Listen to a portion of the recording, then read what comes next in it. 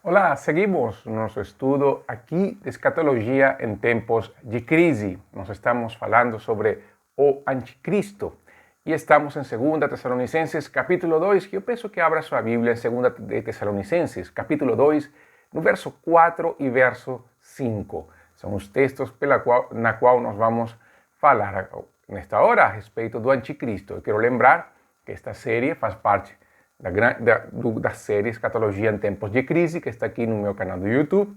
É somente você, então, entrar nesta série após esta mensagem e conferir as outras. Nós já falamos sobre os eventos da vinda do Senhor em Mateus 24, 25 e também sobre a vinda do Senhor de acordo com 1 Tessalonicenses capítulo 4 e 1 Coríntios capítulo 15. Mas estamos aqui em 2 Tessalonicenses capítulo 2, a partir do verso 4. A palavra de Deus, Paulo escreve desta maneira: o anticristo se opõe e se levanta contra tudo o que se chama Deus ou é objeto de adoração, a ponto de assentar-se no santuário de Deus, apresentando-se como Deus. Não vos lembrais de que eu vos disse essas coisas quando estava convosco? Esse é o texto de Paulo. O anticristo terá um plano específico de ação. E, na verdade, esse plano está se gestando aos poucos. Nós vemos essa movimentação para chegar ao ponto da manifestação do anticristo devagar no nosso tempo. E é isso que eu quero conversar com você nesta hora. O primeiro aspecto que eu vejo neste texto de 2 de Tessalonicenses é que o anticristo se levanta contra qualquer deidade ou contra qualquer objeto de adoração. Isso é basicamente o que Paulo vai dizer no verso 4. Quando ele fala que se opõe e se levanta contra tudo que se chama Deus e é ou é objeto de adoração. O anticristo é um adversário de toda a deidade. Seu desejo não será estabelecer um reino ateu, entenda isso, mas um reino que destrua os conceitos de deuses. O anticristo pode até ser uma pessoa que esteja a favor do ecumenismo. Por quê? Porque o ecumenismo procura a união das religiões, procura a união das crenças no conceito de que Deus é um. De que há somente um Deus, como muitas pessoas falam, mas há somente um Deus, porque há briga entre tantas religiões. E justamente nesse conceito de que há um só Deus, nós estamos simplesmente aplanando o caminho para a chegada do anticristo. Por quê? Porque se nós olharmos os postulados das religiões, se nós olharmos os conceitos de Deus que cada religião tem, esse conceito varia e é um conceito diferente por sistema de crença, por religião. O Deus cristão, por exemplo, é muito diferente do Deus muçulmano, do qual também é diferente de todo esse politeísmo que existe a nível da Índia, por exemplo, ou das religiões animistas da África ou da América. Não há como igualar os deuses, não há como equiparar os deuses e criar equivalências. Para fazer isso, nós teríamos então que tomar todas as características divinas de todos os deuses que as pessoas adoram e fazer então uma união, tirar aquilo que o descaracteriza com relação ao outro e manter aquilo que realmente é comum. E como eu falei anteriormente, isso vai descaracterizar os deuses. Na verdade, vai tornar os deuses nada. Esse conceito de ecumenismo, na verdade, destrói os conceitos de Deus. Por quê? Vamos falar do Deus cristão, isso é o que eu quero mostrar hoje. A Bíblia fala que somente há um Deus. Há um só Deus e um só Senhor. Não há outro. O conceito de deuses, como deuses vivos e reais, que fazem uma luta entre eles, pelo conceito da Bíblia, isso não existe. Nas religiões da época do Antigo Testamento, eles acreditavam que sim, que os deuses brigavam nos momentos das batalhas. Mas no Antigo Testamento e no Novo Testamento, vemos que esse conceito não se encaixa no conceito do Deus da Bíblia. Na Bíblia vai mostrar que somente há um Deus, o único Senhor, o único Deus que se revelou de várias maneiras, mas que ficou registrado num livro só, que é a Bíblia. Um Deus que revelou seu caráter através das Escrituras, um Deus que se revelou através dos seus nomes, um Deus que forneceu um meio de salvação somente através de Jesus, ensinado através da história por meio dos sacrifícios dos animais na lei, a um Deus que não aceita a adoração de outros ídolos, nem aceita a existência de outros ídolos. Um Deus que se fez carne, habitou entre nós e nós vemos a sua glória e nos salvou quando morreu e ressuscitou. Um Deus que em essência é mas também é trino. Um Deus que não aceita ser chamado por outro nome, um Deus que não aceita outro meio de adoração senão aquele que ele estabeleceu através da sua palavra. Então, na Bíblia, na verdade, vai trabalhar o conceito de Deus, um Deus único, que é um Deus que vai exigir, na verdade, das pessoas um tipo de adoração única, um tipo de louvor único e uma existência única. Nós não podemos simplesmente pensar que o Deus cristão pode se amoldar aos pensamentos das pessoas. Nós não podemos pensar que um Deus cristão vai aceitar ser chamado de outro nome ou que ele vai aceitar outra adoração ou ser louvado através de outro livro, de outro sistema. Não existe isso. Deus é único, soberano e rei. E do jeito que ele fala é o jeito que ele deseja ser obedecido. O ecumenismo trabalha com esses conceitos que nos unem. E por isso, uma das causas de hoje, umas coisas que tanto se fala hoje sobre o conceito de Deus ser amor e colocar Deus como o atributo que está acima de qualquer outro atributo divino, é justamente na procura de um bem comum, de uma característica comum dos deuses. Para quê? Para descaracterizá-los. Quando eu penso que Deus é amor e somente é amor, então a justiça de Deus, a mão do Senhor, o furor de Deus, ele é tirado. Por quê? Porque isso diferencia Deus dos outros deuses. E para as pessoas isso não faz sentido. Então eles trabalham o conceito de Deus é amor, exclusivamente do conceito que Deus é amor, para descaracterizar Deus, para tirar de Deus a sua essência. E aliás, o conceito de amor muda de acordo com cada deidade. Mas o que as pessoas fazem? A descaracterização de Deus torna Deus um Deus objeto de mim mesmo. Na verdade, eu vou projetar em Deus a minha vida. Eu vou colocar Deus como um ser inteiramente humano e eu tiro também o divino. A descaracterização de Deus acaba tirando de Deus a sua divindade e tornar um Deus mais humano.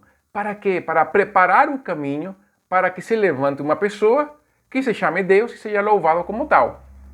Então, os conceitos de santidade, justiça, meio de salvação, eles vão se tornar irrelevantes. As pessoas não vão querer saber disso porque Deus é amor. Então, se Deus é amor, ele tem que salvar todo mundo. Como um Deus de amor vai condenar as pessoas? Esquecem da justiça de Deus. O sistema do anticristo hoje trabalha esse conceito.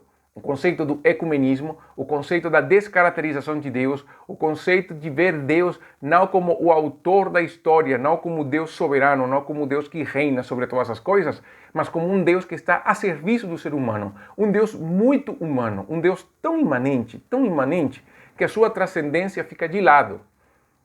E ali, então, na verdade, nós estamos mudando Deus. De um Deus divino, poderoso, portentoso, para um Deus imprevisível, ou aliás, pior ainda, um Deus que vai agir esperando a resposta do ser humano, porque na verdade o Deus da história é o homem. E isso que o anticristo vai trabalhar neste tempo, é a maneira como está se gestando esse ministério do anticristo. Então, o que outra coisa nós podemos ver com relação a isso? Que isso vai trazer como consequência também que todos os males sejam atribuídos a Deus. E no nosso conceito, principalmente o Deus cristão. Atualmente, nós podemos ver isso na mídia e nos comentários das pessoas, a religião é o inimigo a vencer. Deus é o ser a ser banido da conversa, da vida, da sociedade. E isso vem por causa do ecumenismo. A descaracterização de Deus. E os líderes religiosos hoje também estão contribuindo a esse tipo de discurso. Então eles também estão entrando num terreno perigoso. Por quê? Porque nem toda notícia com relação aos cristãos está sendo boa. E nem sempre as notícias ruins são culpa daqueles que são picaretas. É verdade que tem líderes religiosos que fazem o que é errado. Ninguém vai duvidar disso. Mas isso nunca descaracteriza Deus. Mas hoje, veja o seguinte, hoje, neste período de pandemia, as pessoas têm medo de ir na igreja, mas não têm medo de ir para um salão de beleza, não têm medo de ir para um supermercado. não tem medo de fazer fila no banco, na farmácia, quando fazem fila junto com o outro, e quando vão conversar, tira a máscara. Ninguém aí, nesse momento, pensa se contagiar. Mas no momento de pensar na igreja, as pessoas pensam que a igreja tem um vírus flutuando no ar. Essa é uma maneira de mostrar que a igreja é um local, primeiro, desnecessário. E você pode dizer que a igreja não deveria ser tão necessária, mas eu falo que sim, que ela é necessária. Quando nós nos congregamos como igreja, é necessário. A Bíblia fala de congregar. Como eu posso negar aquilo que a Bíblia vai dizer? Mas também, de acordo com a mídia, de acordo com algumas pessoas, todo pastor então é picareta, é ladrão, é avarento, é uma pessoa de falsa moral, e nós sabemos que não é verdade. Sabemos que sim, que tem pessoas que cumprem esses requisitos, mas nem todo mundo é assim. Além disso, o pensamento que se tem sobre o cristão, principalmente o evangélico, é que ele é uma pessoa ignorante, cega e que segue o pensamento do rebanho. Quando a mídia também trabalha o pensamento do rebanho, porque ela quer impor o seu pensamento, o seu estilo. Mas somente os únicos que podem fazer isso são os cristãos, e os únicos que não têm um cérebro para pensar são os cristãos. Isso faz parte dessa parte de menosprezar o cristianismo. Essa questão de zombar do cristianismo faz parte também do ministério do anticristo. Então, no final das contas, o cristianismo acaba se tornando uma ameaça para a sociedade. Se você tem lido então em sites, ou em fóruns, ou nas redes sociais, as pessoas estão pensando que o cristianismo é o mal do Brasil, é o mal do mundo. Isso prepara o pensamento do anticristo, porque se o Deus do cristianismo, o Deus pela qual, para bem ou para mal, a nossa civilização foi formada, através de um pensamento judeu-cristão, se esse Deus está errado, então toda a sociedade deve mudar e alguém vai ter que vir e colocar ordem neste caos. E ali é que se levanta o anticristo.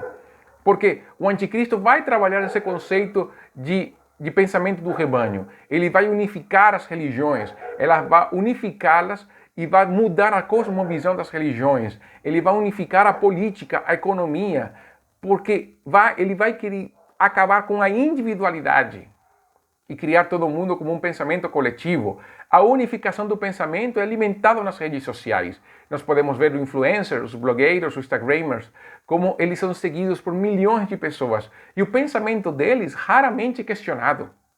Raramente é questionado. Mas se alguém se levantar contra eles, será amplamente questionado, mesmo que a pessoa tenha razão. Também nós temos os colunistas, os filósofos, aqueles que escrevem em jornais, que escrevem em sites, que escrevem livros, eles também são seguidos e eles preparam o caminho do anticristo. Todo aquele que se levanta contra Deus, contra Cristo, contra a igreja, ele está preparando o caminho para o anticristo. Esse discurso de ódio está entrando dentro da nossa comunidade, está entrando com força, está criando medo. Tente contrariar os movimentos atuais e você será denunciado ou, até certo ponto, excluído. As redes estão banindo e bloqueando ideias contrárias aos pensamentos imperantes. E mesmo que se fale o contrário, as pessoas estão aceitando essa filosofia. Nós cristãos também, inconscientemente, estamos aceitando esse tipo de teorias. Há um mimimi imperante. Todo mundo agora se fere, se dói. Ninguém agora consegue aguentar. Aquilo que Jesus falou de colocar então uma face e depois colocar a outra, ninguém está querendo fazer isso. Ninguém está querendo andar a segunda milha. Todo mundo hoje quer reivindicação, todo mundo hoje quer luta, todo mundo hoje quer batalha, todo mundo hoje quer ver sangue correndo. Ninguém quer renunciar a si mesmo. Ninguém quer tomar a cruz e seguir a Jesus. Há uma falta de masculinidade real. Nós vemos um grande problema. O homem não está querendo ser homem. Mas nós também vemos uma nova luta de classes. Está chegando a níveis insuspeitáveis dentro da nossa geração. E um desejo de destruir a história. Por que toda essa reconstrução? É justamente para a chegada do anticristo. Tudo aquilo que está acontecendo hoje prepara o caminho do anticristo. É como uma grande patrola que está limpando o terreno para que o anticristo possa aparecer. E aí todo mundo dizer, nós precisávamos de uma pessoa assim. Porque hoje a religião gera desconforto. Hoje a sociedade não sabe o que fazer. As verdades relativas, na verdade, criaram uma fome por verdades absolutas. Mas uma verdade absoluta que não esteja fundamentada na palavra de Deus. As pessoas têm desejo, fome de ouvir, mas não de ouvir as escrituras. Eles querem ouvir aquilo que lhes faça feliz. O anticristo vai trabalhar esse conceito. E ele vai fazer o quê? Vai colocar o homem como um novo Deus. A ideia de tudo isto é justamente essa. Tire Deus da jogada, coloque Deus como culpado de tudo. E ali surge de novo as palavras da serpente com a Eva. O dia que comeres da árvore, sereis como deuses, sabendo o bem e o mal.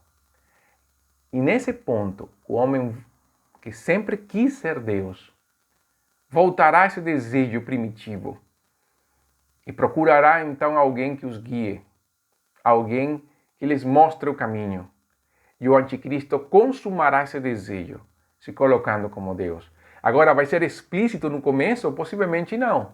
Mas chegará uma hora em que ele vai se levantar como Deus e todo mundo vai adorá-lo. Assim como era o César no período romano. Esse aumento do agnosticismo, esse aumento do deísmo, prepara o caminho para o anticristo. Tirando o Deus soberano, tirando o Deus poderoso, tirando o Deus que controla os rumos da história, nós preparamos o caminho do anticristo. Quando nós voltamos a Deus de uma maneira em que nós entendemos que o Deus é soberano, que a história está nas suas mãos, quando nós vemos Deus agindo poderosamente no meio do nosso povo, quando nós vemos que o propósito eterno de Deus vai se cumprir, queira o homem ou não, nós estamos derrubando o conceito do anticristo. E por isso, Deus sempre se levanta como Rei e Senhor, e nós como seus servos. Essa aparente vitória do ser humano, na verdade, Deus já falou sobre isso, e veja, foi há quase 2000 anos. Então, o anticristo vai se levantar e vai exigir adoração divina, e vai se apresentar como Deus. Então, tudo isso converge para isso. O homem sempre vai precisar adorar algo ou alguém. Se não adora Deus como supremo ser e benfeitor, ele vai adorar então os animais, a criação ou o homem. E o homem vai escolher, no final das contas, adorar o homem. Porque o homem consegue dominar a criação. Então o homem não vai louvar ou adorar algo que ele domina. Ele vai querer adorar algo que o homem não consegue dominar, que é a si mesmo. E até hoje se fala justamente nos círculos filosóficos sobre chamar este período de tempo o antropoceno, o período do homem. Por quê? Porque o homem hoje tem um destaque, capaz de mudar a história, capaz de mudar a criação, capaz de mudar tudo. O anticristo, aproveitando esse vazio, vai ocupar o trono e as pessoas o louvarão. Isso, a causa e tudo veremos com mais detalhes quando estudemos Apocalipse, capítulo 13. Mas assim como César, essa adoração não será somente espontânea, ela se tornará obrigatória. Aí lembramos de Apocalipse 13 com 666. E na discrepância da igreja atuando como agente profético, tornará a igreja um objeto de perseguição. A igreja atuará como verdadeira sal e luz nessa história, e os apóstatas correrão em prós da besta, perseguindo aos que até então os chamava de irmãos. O exemplo na Bíblia está justamente em Daniel capítulo 8, quando Daniel fala da abominação desoladora e fala de Antíoco Epifanes. No capítulo 8 fala que ele se insurgirá contra o príncipe dos príncipes, se insurgirá contra Deus. Fala no capítulo 10 que ele com lisonjas corromperá aqueles que tiverem violado a aliança, mas o povo que conhece o seu Deus resistirá com firmeza. E depois fala, aliás, eu falei capítulo 10, na verdade é o capítulo 11. E depois fala assim, e dirá coisas jamais ouvidas contra o Deus dos deuses. Ele terá sucesso até que o tempo da ira se complete, pois o que foi decidido irá acontecer. Ele não terá consideração pelos deuses dos seus antepassados, nem pelo Deus preferido das mulheres, nem por Deus algum, mas se exaltará acima deles todos. O anticristo será isso, mas o que nós podemos aprender? Como nós podemos aproveitar o tempo de hoje? Estas coisas não foram escritas para que fiquemos sem esperança, mas para que estejamos preparados desde agora. Os tempos não vão melhorar para a igreja. Nós devemos permanecer firmes. É possível que nós, até agora, não estejamos completamente perseguidos, é verdade. Mas a zombaria, a ridicularização, a opressão e o silenciamento está acontecendo hoje.